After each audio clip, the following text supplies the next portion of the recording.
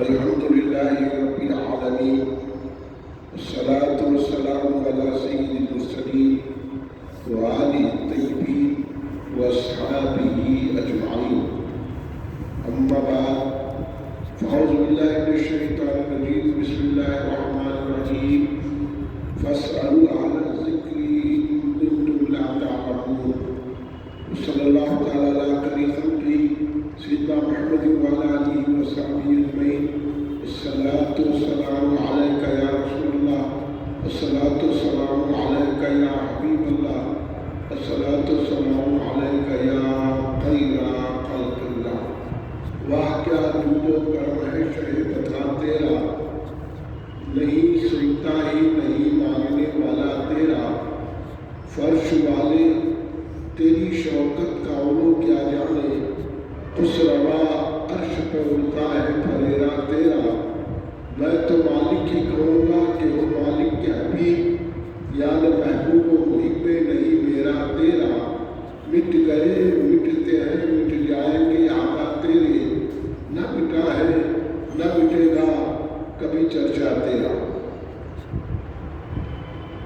بزرگان ملت، نوجوانان امت، برادران اہل سنت، آئیے آپ اور ہم سب مل کر اپنے آقا و مولا سرور عالم نور مجسم شہنشاہ امم شفیع المذنبین رحمت للعالمین خاتم النبیین سید الاولین والآخرین حضور سیدنا محمد مصطفیٰ احمد مصطفیٰ صلی اللہ علیہ وآلہ وسلم کی بارگاہ مقدسہ میں درود پاک کا نظارہ پیش کریں. پڑھیے درود پاک. اللہم صلی اللہ سیدنا مولانا محمد وعلیٰ آلہ وصحبہ وسلم. ایک اور مرتبہ درود شریف پڑھ لیجیے. اللہم صلی اللہ سیدنا مولانا محمد وعلیٰ آلہ وصحبہ وسلم. ایک اور مرتبہ نبی اور آل نبی کی بارگاہ میں درود پاک کا نظارہ پیش کر لیں. اللہم صلی اللہ سیدنا مولانا محمد وعلیٰ آلہ وصحبہ وسلم. ہم کو مخلد کہا جاتا ہے، یعنی جو لوگ حضرت امام اعظم ابو حنیفہ رضی اللہ تعالیٰ عنہ، حضرت مالک رضی اللہ تعالیٰ عنہ، حضرت امام شافعی رضی اللہ تعالیٰ عنہ، حضرت امام احمد حنبل رضی اللہ تعالیٰ عنہ کے طریقے پر اپنی عبادت اپنے اعمال کرتے ہیں، ان کو مخلد کہا جاتا ہے. تو مخلد یہ بات واضح ہو چکی کہ مخلد وہ ہوتا ہے جو ان چار اماموں میں سے کسی ایک امام کی پیروی کرے. تو اب یہ بات یہ ہے کہ تقلید کرنا ضروری ہے. تقلید کے معنی یہ ہے کہ ہم کسی نہ کسی کی پیروی کریں. اب اس لیے کہ اگر ہم کو دنیا میں جینا ہے تو تقلید کے بغیر تو گزارے نہیں. ہم جس چیز کا تجربہ نہیں رکھتے، ہم جس چیز کو نہیں سمجھ سکتے، تو لازمی چیز ہے کہ ہم دوسروں سے اس کا سوال کرتے ہیں، پوچھتے ہیں. تو اس کے بتائے ہوئے انداز میں جب چلتے ہیں تو اس کو تقلید کہتے ہیں. اس لیے قرآن پاک میں بھی اللہ تبارک تعالیٰ نے ارشاد فرمایا فَاسْأَلُوا أَهْلَ الذِّكْرِ إِن كُنتُمْ لَا تَعْلَمُونَ. بس سوال کرو ان سے جو علم رکھنے والے ہیں. اگر تم نہیں جانتے تو جو جاننے والے ہیں، جو علم رکھنے والے ہیں، جو تجربہ رکھنے والے ہیں، جو ان معاملات کو سمجھتے ہیں، ان سے پوچھو. اپنی مرضی کے مطابق مت چلو، دل جو بولا ادھر چلے گئے نہیں ہے، بلکہ اگر آپ کو علم نہیں ہے تو اہل علم کی طرف رجوع ہو، پوچھیں اور اپنی زندگی کو صحیح اصول کی طرف لائیں. یہ قرآنی حکم بھی ہے. تو اب قرآن سے بھی معلوم ہو گیا کہ تقلید کرنا ہے.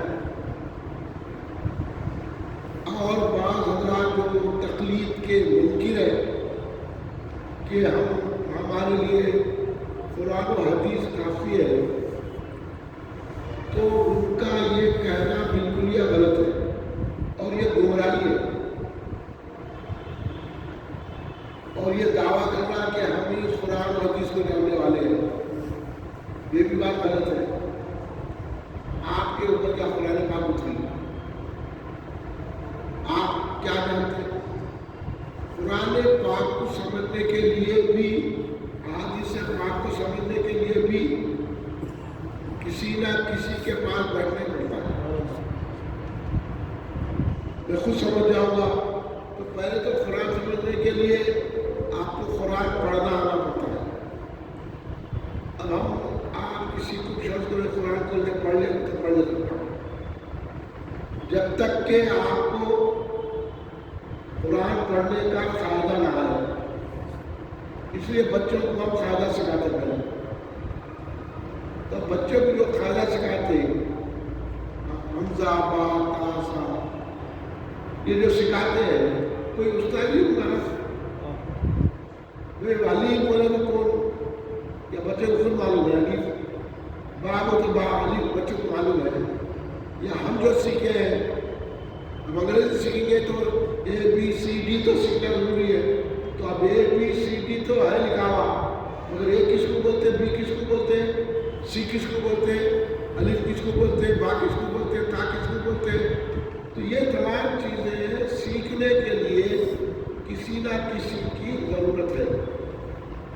اور پھر وہ سکھانے والا جو بول رہا وہی بولنا پڑتا. اب آپ اپنی مرضی سے بولیں گے میں ایک کو یہ نہیں بولتا، تو پھر آپ کو عمر بھر انگریزی نہیں آتی.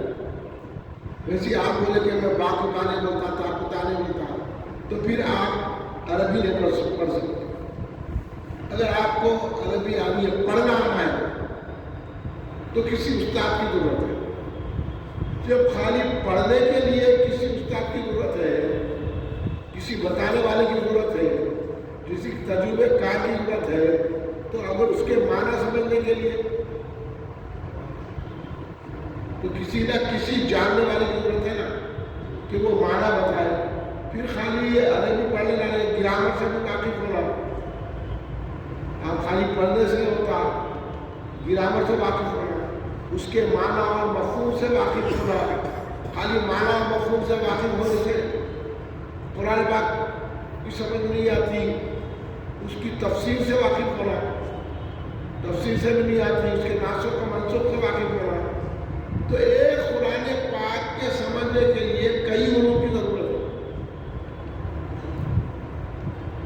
اب حدیث ہے تو حدیث سمجھنے کے لیے حدیث کی اقسام کی ضرورت ہے. حدیث کی جو ہے معنی مفہوم کی ضرورت ہے. پھر حدیث کس سے آئی، کیسا آئی، اور اس کے کیا معنی لیے گئے ہیں. پھر ان محاوروں کی ضرورت ہے جو عرب میں رائج ہے. یہ ساری چیزیں مثالوں میں سمجھا رہا ہوں. آپ حضرات کو توجہ کیجیے کہ بول دینا آسان ہے، قرآن حدیث پہ چلو، یہاں قرآن حدیث پہ چلیے. یہ لوگوں کی زبان میں آج کل آسان ہے، قرآن میں ہے کیا، حدیث میں ہے کیا. بولے آپ قرآن حدیث جانتے ہیں کیا؟ یہ جو لوگ بول رہے ہیں نا کہ ہم قرآن حدیث پہ چلتے ہیں، تو ان سے پوچھو، انہوں بھی تو تقلید نہیں کر رہے. انہوں خود سے قرآن آتی ہے، اس کو پڑھو، بولو قرآن پاک کھول کے بولو، اس کو پڑھ کے ہمارے کو سمجھاؤ. انہیں خود نہیں سمجھ سکتا. قرآن پاک سمجھنے کے لیے، حدیث پاک سمجھنے کے لیے ایک ایک لفظ کے کئی معنی ہوتے ہیں. آپ کیا معنی مراد لیتے ہیں؟ جب تک کہ حدیث پاک نہ دیکھیں. حدیث پاک دیکھنے کے لیے صحابہ کی ضرورت ہے. صحابہ کو سمجھنے کے لیے تابعین کی ضرورت ہے. تابعین کو سمجھنے کے لیے علماء اور ائمہ کی ضرورت ہے. تو ایک ہمارے پاس سلسلہ ہے. آپ اس کو چھوڑ کے بولیں گے میرے کو عربی آ گئی،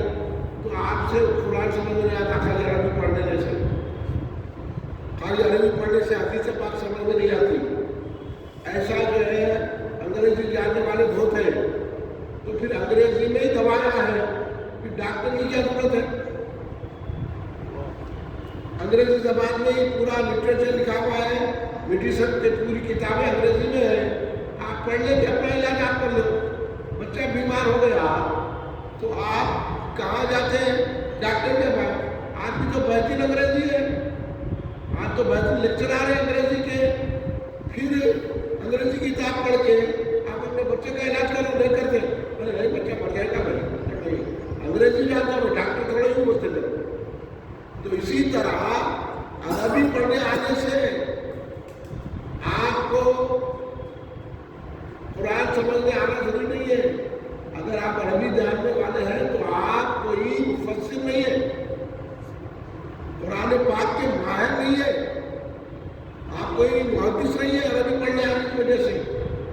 اس لیے کسی نہ کسی کو قرآن سمجھنے کے لیے ان کا دامن تھامنا ضروری ہے، اسی لیے اسی کو کہتے ہیں تقلید۔ اب یہ دھوکہ دے رہے ہیں کہ قرآن کے راستے پہ چلو، حدیث کے راستے پہ چلو، یہ دھوکہ ہے۔ ہم ان چیزوں کو نہیں مانتے، ہم بولتے ہیں قرآن حدیث کے ساتھ ساتھ کسی نہ کسی جاننے والوں کے صحبت میں بیٹھنا، ان سے ان کا فیض حاصل کرنا، جو واقعے میں پکے سچے ہو، ایسے کہیے۔ اس لیے تو ہم کہتے ہیں نا کہ بھائی آپ جو ہے نا ان کے پاس مت بیٹھو، ہمارا کوئی سلسلہ ہے اور ہم مخلد ہیں، تو اس لیے پوچھا جائے گا کہ آپ مخلد ہیں تو کس کی پیروی کر رہے ہیں؟ تو ہم امام اعظم ابو حنیفہ رضی اللہ عنہ کی پیروی کر رہے ہیں، اس لیے ہم حنفی ہیں۔ ہم امام مالک رضی اللہ عنہ کی پیروی کر رہے ہیں، اس وجہ سے مالکی ہے۔ اگر ہم امام احمد حنبل کی پیروی کر رہے ہیں، ہم حنبلی ہیں۔ ہم امام شافعی رحمۃ اللہ علیہ کی پیروی کر رہے ہیں تو شافعی ہیں۔ تو اس طرح تقلید کرنا ضروری ہے، یہ دماغ میں بٹھا لو۔ اگر ان چار اماموں کے علاوہ عام آدمی میں بولے تو کتابیں پڑھا لکھا رہو، کوئی بولے مجتہد کے مقام پہ نہیں ہے، یا میں عام وقت کی بات کر رہا ہوں بھائی، اب ہماری تمہاری بات ہے۔ اگر کوئی عام آدمی ہمارے ویسے شروع جاننے والا، چار چیزیں ادھر کی چار چیزیں ادھر کی پڑھنے کے، مجھے سمجھ رہا ہے کہ میں کسی کی پیروی نہیں کرتا، میں کسی امام کو نہیں مانتا، تو سمجھ لینا کہ انہیں سیدھا چلے جا رہا۔ اب ہمارا کام پر انہیں کچھ بھی کر لیں، کچھ بھی کرو، سمجھانے کی حد تک سمجھا دیے، انہیں جانا تو جانے دو، لیکن غضب یہ ہے کہ انہیں ہمارے میں بیٹھ کے ہمارے کو سچا، ہمارے کو غلط رستہ ہوتا، تو آپ بولو اس کا رد کرنا نہیں کرنا، اس کو یا تو محفل سے نکال دینا ہے یا بولنا غلط ہے، شیطان ہے۔ اس لیے تو پہلے کے بزرگوں نے فرمایا جو کسی کا مرید نہیں وہ شیطان کا مرید ہے،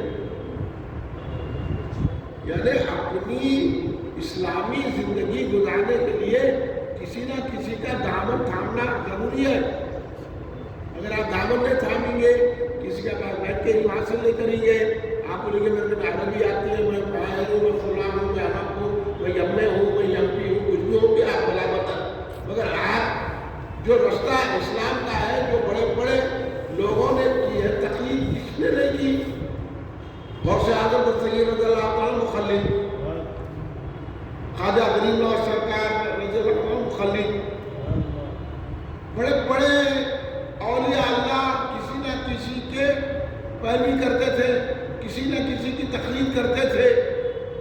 اب آپ بزرگوں کو چھوڑ کے کریے تو ہم نہیں مانتے، ہم آپ کے اوپر حملہ ور ہو جاتے، ہم آپ کا رد کرتے۔ اچھا ابھی جو بھٹکاتے پھر رہے ہیں، اب دیکھو اپنے شہر میں کتنے مسجدیں غیر مخلد کی ہوگی، پہلے ٹھیک ہے، کیونکہ ہماری خاموشی، ہماری مروت، جان دو ان کا عقیدہ ان کے ساتھ، ہمارا عقیدہ ہمارے ساتھ، بولے تو انہیں کیا کرنا ہے، ہمارے کرنے جا رہا۔ تو پھر اگر ہمارے گھر میں گھسا تو ہم گھر میں گھسنے دے رہا ہیں، اب اس کو تو نکالنا ضروری ہے نا، اگر اپنے گھر میں رہنا ہے۔ تو اس لیے تقلید کی اہمیت اور ضرورت کو محسوس کرنا ضروری ہے، بلکہ محسوس نہیں کرنا ہے، بلکہ दूसरे को भी समझाना है अपने भाई को कि भाई ये जरूरी है, आप ये बातें लगो करो, कोई आके ऐसे कुछ बातें कर रहे हैं आजकल, कुरान में हदीस में है, हदीस में ऐसा है वो वैसा है, अरे तुम कौन है, बहुत ही तुम है तुम कौन बाबे, मुफस्सिर है कौन है, यहाँ मुफस्सिरों को नहीं मानते लोग, मुफस्सिर होके मुहद्दिस होके भटक गए। तो हमारी तुम्हारी बात क्या है, अच्छे अच्छे निकल गए, निकल के हम ये रास्ते पे वो रास्ते पे, देखो आप कैसे कैसे लोग भटक के गए, कैसे कैसे कायम करके एक फिरका ही बना दिया और पूरे का पूरा फिरका भटका हुआ। अब बालों दिमागों में क्यों रहता, नहीं उन्होंने भी पढ़े लिखे हैं, हम किसी के इनको नहीं देखते, तकवे को परेशान भी नहीं देखते, हम तो ये देखते कि हमारे मसलब के मुताबिक है कि नहीं है, ये बताना इस दौर में जरूरी है। उन्हें पढ़ा लिखा होगा, उन्हें बहुत ऊंचा होगा, उन्हें बहुत आसमानों पर उड़ा होगा, लेकिन हमारे मसलब के मुताबिक है, उन्हें हमारे इमामों में से किसी एक इमाम को मानता है, हमारे अकीदे के वो अकीदे पर मानता है कि नहीं मानता है।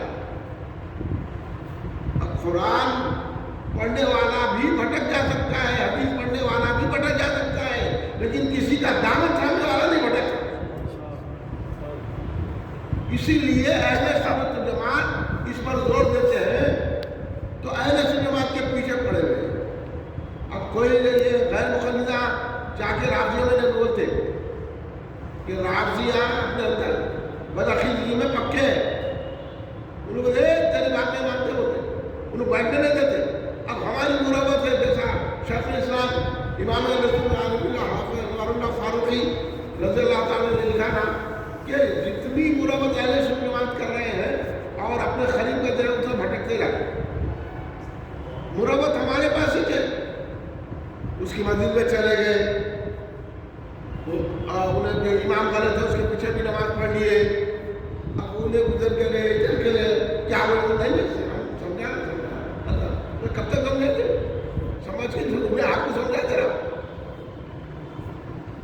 इसीलिए तकलीद क्या है, तकलीद समझना जरूरी है। अब मैं उस सब बहसों में जाना चाह रहा हूँ कि तकलीद कौन करना नहीं करना, तकलीद हर आदमी करना, बड़े बड़े मुज्तहिदीन हो के भी तकलीद करें। अब बड़े बड़े लोगों ने जब तकलीद की है तो हमारी हैसियत क्या है उनके सामने। अब मीनू जो है कुरान से देखते रहते, क्या कुरान में क्या माने कुरान में, तू भी तो किसी का सिकरा हुआ तो तू उसकी पैरवी कर रहा,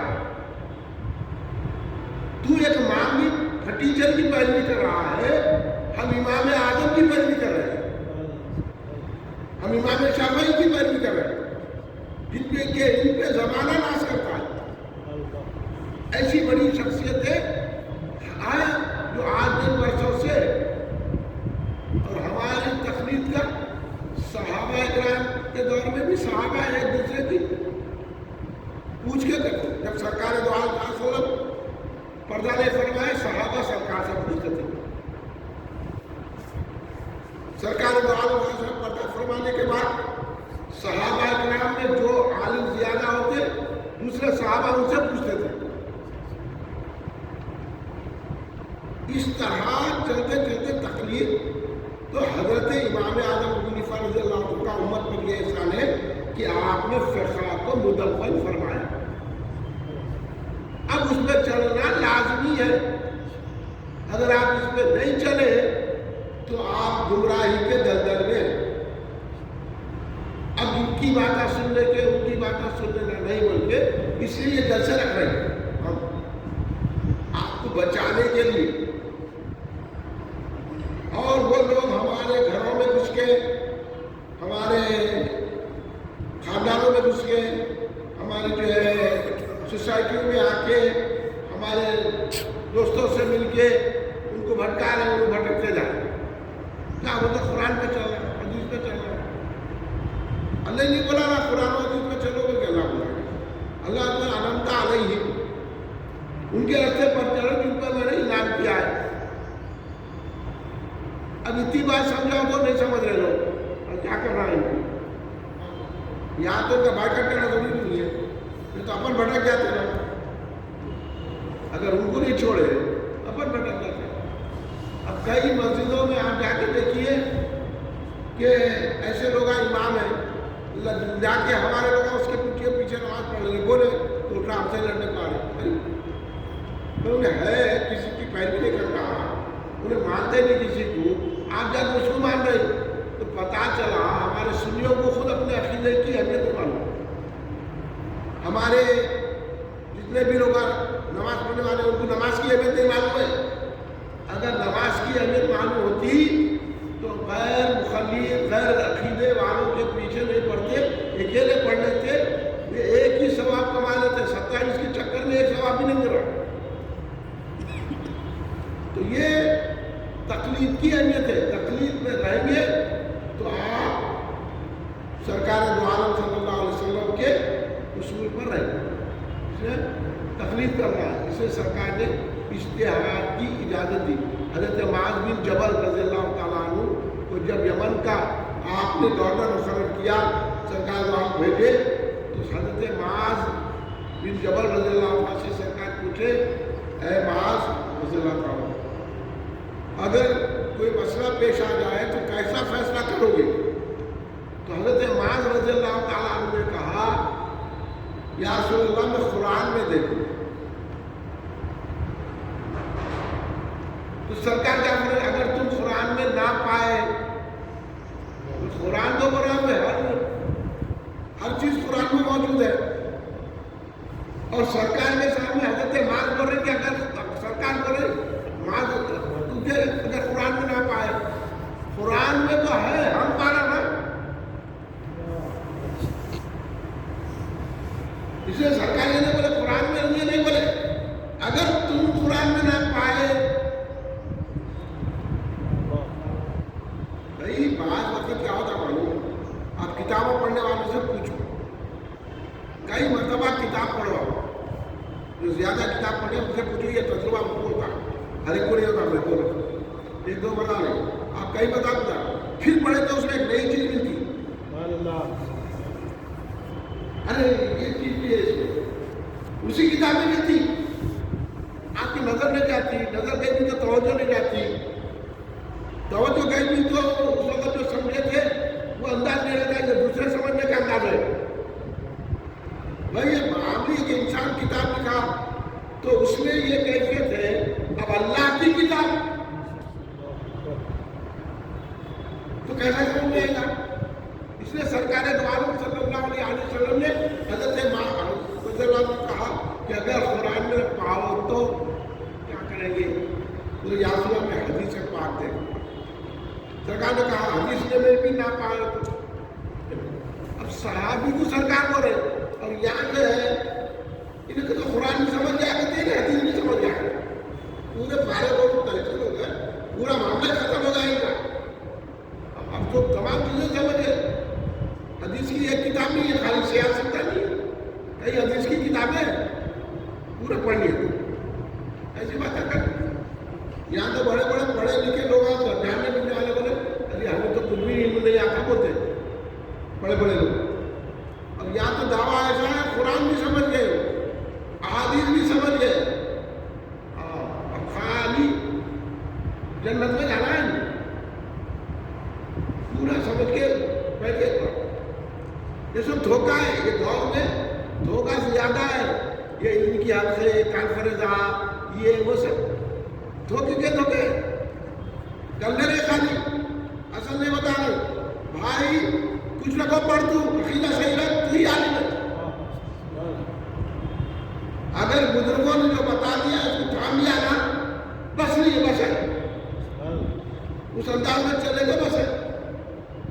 اب یہ اونٹ بھر کتابیں پڑھ تو کچھ بھی سمجھ میں نہیں آ رہا، وہ بحث کرنے کو آگے معاملی چیز آج تک سمجھ میں نہیں آ رہی، تمہارے کو فاتحہ دینا نہیں دینا، تو کیا عالم ہے آپ؟ میں بولا آپ کہتی عالم ہے، آپ کہاں سے یہ سمجھ میں نہیں آیا فاتحہ دینا نہیں دینا؟ آپ سے تو وہ فاتحہ دینے والا اچھا ہے، تو کچھ بھی نہیں جانتا، فاتحہ تو دیتا۔ اب ایسا بولے تو چڑیا ہے، عالم ایسا بول دیا، اس کے باپ کو بولتا میں کیا بولا تو کھا ہوگا، یہ لوگ یہ کہاں ہے وہ کہاں ہے، اس میں ایسا ہے وہ ایسی، ارے میاں سب چھوڑو، بڑے بڑے علماء نے جب فیصلہ کر دیا ہم نے قبول کر لیا، ہم نہیں جانتے ہیں جاننے والوں کو قبول کر لیے. تو یہ سرکار حضرت معاذ رضی اللہ تعالیٰ عنہ سے پوچھ رہے ہیں کہ اگر حدیث میں بھی نہ پاؤ تو کیا کرو گے؟ تو انہوں نے کہا یا رسول اللہ پھر میں اپنی رائے سے اجتہاد کروں. تو سرکار بھائی یہ نہیں بولے تم کیسا کر سکتے ہو، ایسی تمہاری رائے کیا، تمہارا اجتہاد کیا؟ بولے ان کا مطلب یہ تھا کہ قرآن و حدیث میں غور کر کے، قرآن و حدیث میں غور کر کے میں رائے قائم کروں گا، اجتہاد کروں گا. سرکار کے سینے ہاتھ پہ ہاتھ رکھے خوش ہوئے اور کہے کہ اللہ تو اپنے رسول کے قاصد کو یہ توفیق عطا کر. یہ ہے فقہ، تفقہ فی الدین. اس لیے تو کہا گیا اللہ جس سے بھلائی چاہتا ہے اس کو تفقہ فی الدین دیتا ہے، اس کو فقہ کی سمجھ دیتا ہے. تو جب ایسے لوگوں کو ہر ایک کو سمجھ نہیں ہوتی، ایک امام جی آ رہا اپنی گاڑی پنچر ہوگی تو اپنی نے بنا لیا، پوری گاڑی کے تو گاڑی آپ کی لاکھوں روپے دے کے خریدے سب کرے نہ، آپ کی ٹائر میں پنچر ہو گیا، آپ کو سمجھ میں نہیں آ رہا کیا کریں. ایک امام کی گاڑی خراب ہو گئی، فیل ہو گئی، اس کا کرنٹ نہیں آ رہا، آپ کو نہیں معلوم. اب ہم آ رہے ٹیکا مار کے کاروں میں درد کرنے گئے، کوئی میکینک آیا ایکسیڈنٹ کرنے میں، اس کا کرنٹ نہیں آ رہا تو کرا، آپ گاڑی لے کے چالو ہو گئے. دیکھیں آپ بات تھی معمولی بات، آپ اتنی حالت بدلے کر لیے. بھئی یہ معمولی چیزوں میں کسی ماہر کی ضرورت ہے تو پھر دین پہ چلنے کے لیے کتنی ضرورت ہے؟ قرآن سمجھنے کے لیے کسی کی ضرورت نہیں ہے کیا؟ حدیث سمجھنے کے لیے کسی کی ضرورت نہیں ہے.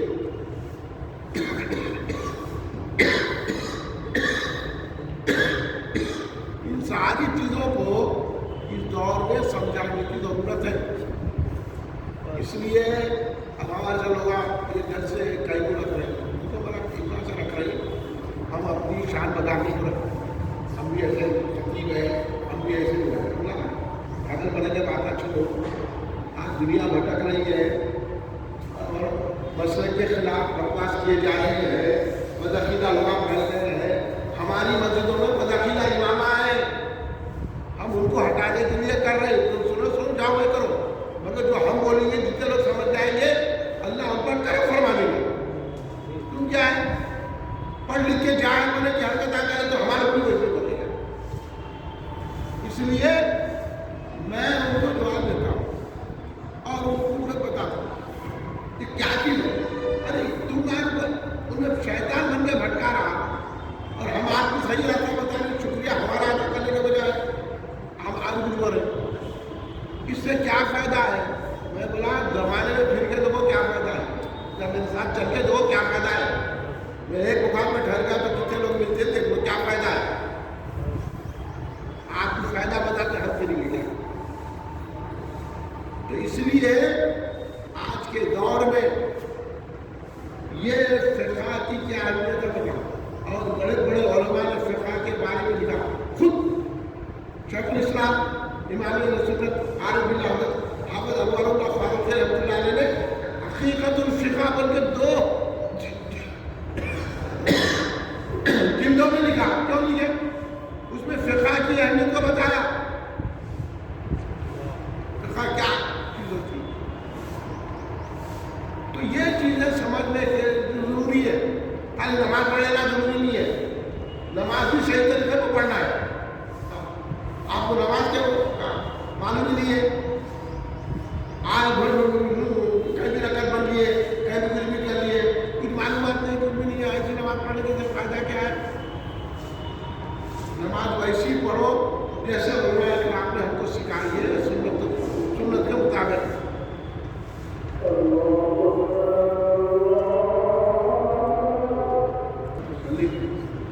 اس لیے تقلید کرنا ضروری ہے. اب آپ نماز پڑھ لیں،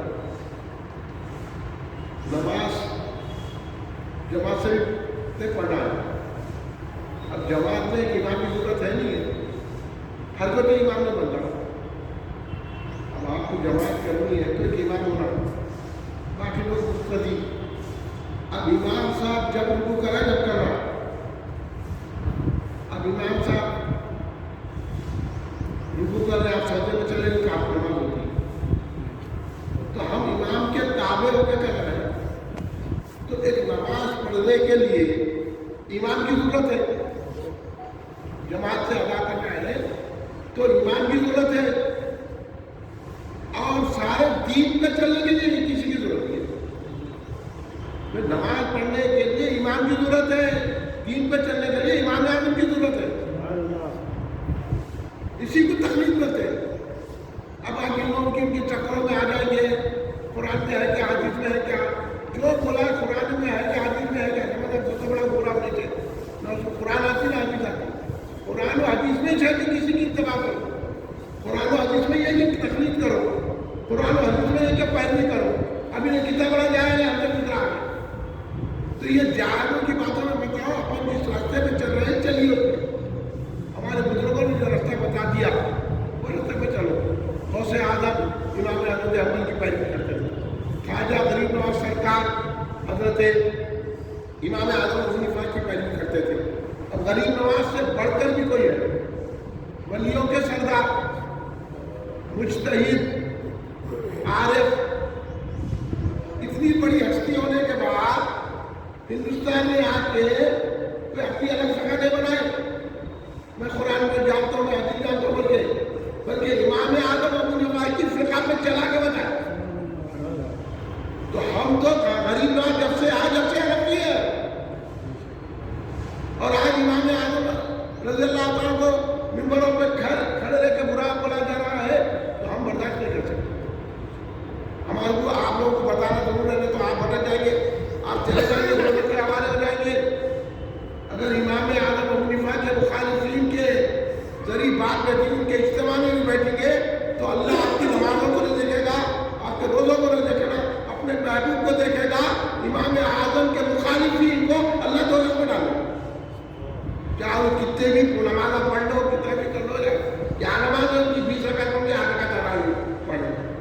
अब देखो भाई, यही दुनिया में समझ में आ जाएगा, रोज़ा खोल रहे तो कैसा खोल रही, पहले खोल रहे हिसाब से। मैं ये दर्सों में बोलता हूँ कि हनफी तरीके से रोज़ा खोलो, एक 5 मिनट ठहरे तो क्या होता, अब दिन भर तो रोज़ा रहे, एक 5 मिनट में क्या होता, 5 मिनट में आपका रोज़ा चले जाता, इंतजार नहीं करे तो सारे बच्चे खा ले रहे। अरे कहीं 2 मिनट ठहरो ना, सबर करो, पूरी तरह सूरज को डूबने दो, सूरज डूबते ही खा ले रहे। उन्हें बोल दिया नहीं, सुन लिए। इसलिए उलमा ने तहकीक करके अल्लाह ने उनको तफक्कुह फी दीन अता फरमाया, तो हमारे को दिए कि ये टाइम ये सहरी का टाइम ये है, अज़ान हो, अज़ान तक खाना कर। अब किसी मस्जिद में अज़ान कब होती, किसी मस्जिद में कब होती, 6 बजे हो जाती, अब 6 बजे तक खाते रहते। क्या कहें कि नए नए फतवे निकल गए, जब हमारे को बता दिया गया कि सहर का टाइम फजर की इब्तदाई टाइम से 20 मिनट पहले तक रखा। ये सुनो, ये है हनफी तरीका, तकलीफ इसको कहते हैं। रमजान में आया, अहले हदीस हो जा रहे हैं, रमजान के बाद जाके वो क्या की हो जा रहे हैं, उधर जाके करें, नमाज पढ़े तो सही तरीके से नहीं है, रकत बनना नहीं आ रहा, नाक के नीचे बनना है, रकत भी बनना नहीं आ रहा। अब ऐसे दौर में, और फिर ऐसा दौर है, मैं शब बरात को वो लाला गोड़े में मेरा बयान था, मैं जाके तकरीबन गया, हज़ारों लोगों का मजमा था, मैं मस्जिद की इतनी बड़ी मस्जिद देख के मैं खुश हो गया, अब बहुत ज़बरदस्त पब्लिक है। इमाम साहब ऐसा सलाम फेरते ही लोग मस्जिद में निकल के ऐसा भाग रहे जैसा कोई डंडा लेके मारना, चल जाकर ही देता। मस्जिद में से तकरीबन वो मस्जिद खाली फर्ज पड़ के चले गए। ये तो मुसलमानों की हाल है। अब इनको तकलीफ क्या मालूम, इनको अकीदा क्या मालूम, 4 रकात नमाज पढ़ लिए चले गए मस्जिद में से,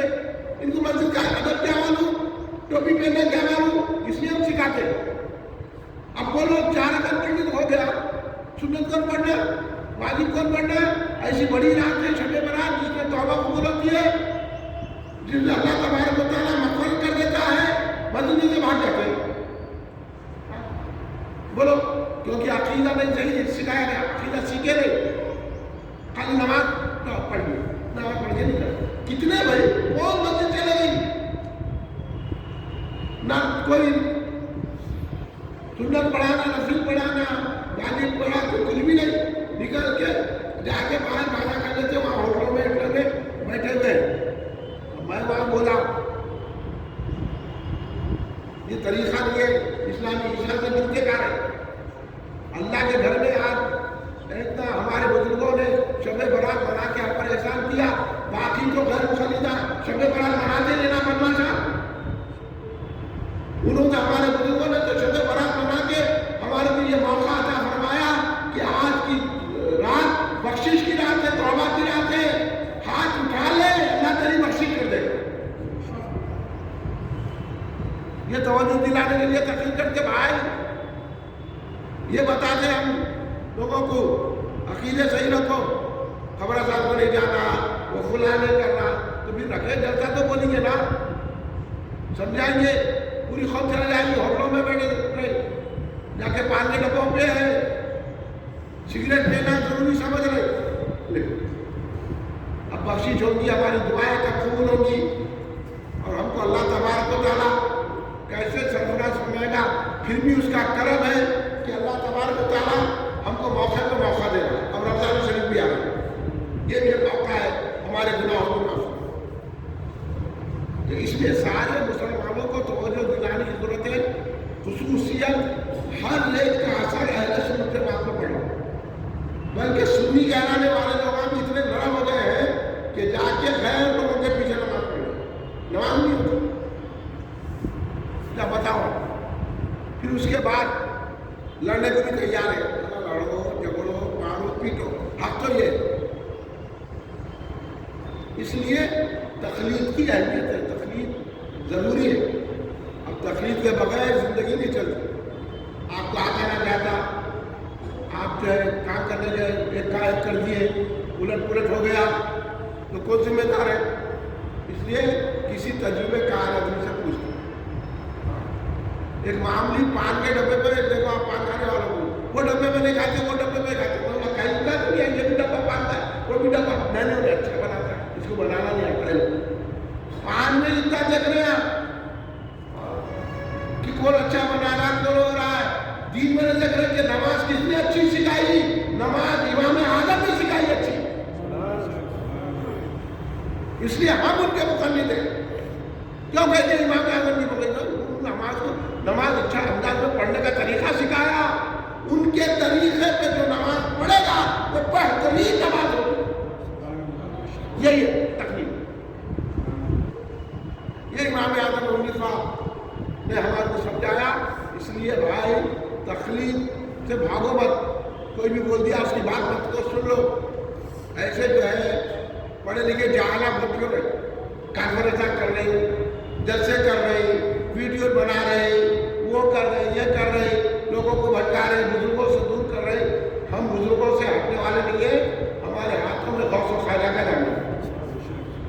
हम ये बात बताते रहेंगे क्योंकि हमारे बुजुर्ग मुखल्लिद थे और हम भी मुखल्लिद रहेंगे, उम्र भर रहेंगे, और ये गैर मुखल्लिदों का पीछा करेंगे, उनका ताक़ुब करेंगे और उनको बताएंगे।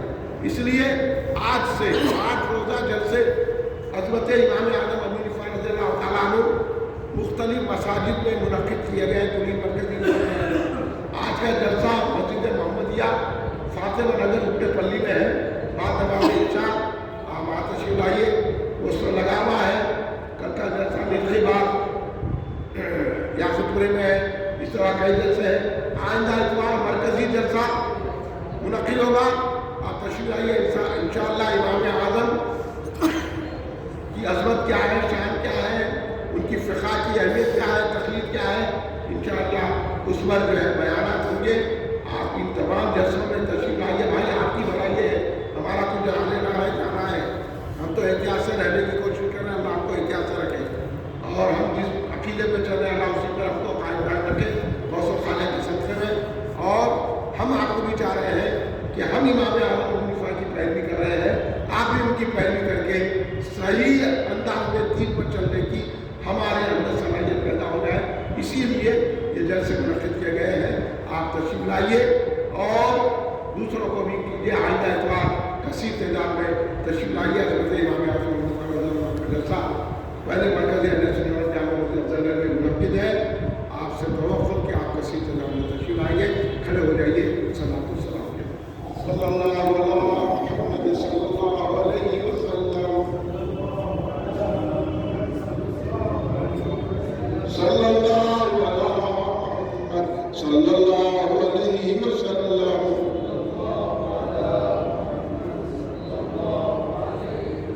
مصطفیٰ جہاں رحمت پہ لاکھوں سلام.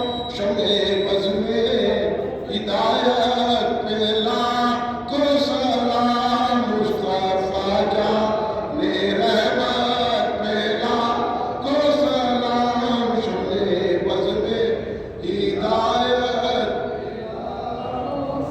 ہم غریبوں کے آقا پہ بے حد درود. ہم فقیروں کی سرورت پہ لاکھوں سلام. مصطفیٰ جان رحمت پہ لاکھوں سلام. شمع بز میں غوث عالم امام الطرقاء بندقاء. جلوہ شان قدرت پہ لاکھوں سلام. مصطفیٰ جان رحمت پہ لاکھوں سلام. شمع بز میں اس سے خدمت کے قدسی کہے حال ذات.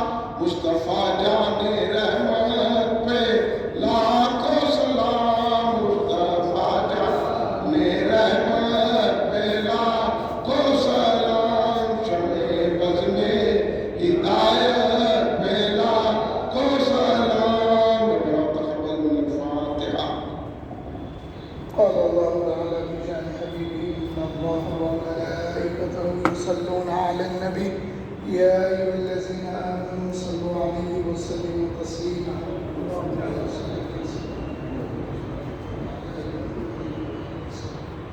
ربنا آتنا في الدنيا حسنة وفي الآخرة حسنة وقنا عذاب النار. يا على نبيك صلى الله عليه وسلم بواسطة السلسلة ولا أعسكر توسيل الخروج. يا على النبي صلى الله عليه وسلم جلوس الخروج الدين کی بات کی ہے اور جو صحابہ فقہاء کے مطابق ہمارے امام میں امام اعظم ابو حنیفہ رحمۃ اللہ علیہ کے درجے بلند فرما. مولا ہم ان کی پیروی کرتے ہیں. ہماری پیروی کے ذریعے رسول صلی اللہ علیہ وسلم کی سنتوں پر عمل کرنے کی توفیق عطا فرما. توفنا مسلما والحقنا بالصالحین الذین انعم الله عليهم من النبيين والصديقين والشهداء والصالحين وحسن أولئك رفيقا. سبحان ربك رب العزة عما يصفون وسلام على المرسلين والحمد لله رب العالمين.